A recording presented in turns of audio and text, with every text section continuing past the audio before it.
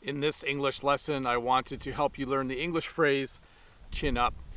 Your chin is this part of your face. I think that most of you know that, but the chin is right here. This is my chin. And when you say to someone, hey, chin up, it means that you want them to stop being sad or disappointed about something and start to be more positive or happy about it. A great example would be if you ever played a sport and if something went wrong while you were playing that sport. Maybe you were playing football or soccer and you went and you tried to score a goal and you missed the net and you were very, very disappointed. And when you walked to the bench, you would walk with your head down because you were disappointed. Your coach might say to you, hey, chin up, you're doing a great job out there.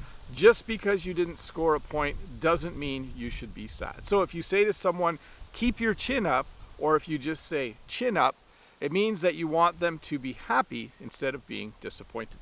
And I thought since we were talking about the face, I would teach you this phrase as well, the phrase nose around. So this is your nose. I think most of you know that as well. In English, if someone is nosing around, or if you say, I'm going to nose around a bit, it means you're going to look at something kind of in a curious way, but kind of in a nosy way. Like maybe it's not any of your business. Let me explain a little bit. When we go to market, we sell flowers. One time there was another person at market selling flowers. So I went over to kind of nose around a little bit. I went over to look at their flowers, not because I wanted to buy them, but because I wanted to see what they were growing and I wanted to see how much they were charging. So I went over to their booth, I went over to their stall to nose around a little bit. So to review, when you say chin up, it means you want someone to be a little more happy or positive. And when you nose around, it's kind of when you go look at something in a way where you just want to see what someone has.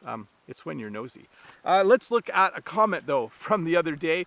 This comment, I just loved this comment. This is from Roya Subtitles. I hope I said your name correctly. And Roya says, learning to pick your battles is half the battle. And my response was, yes, great way to combine both phrases. Very well done. So this was from the lesson where I taught the English phrase, half the battle and pick your battles or choose your battles. And I just thought, Roya, what an excellent way to use both phrases. Learning to pick your battles is half the battle. Hopefully you understand what Roya is saying there. But Roya, excellent work. I just loved that response to that lesson. Good job.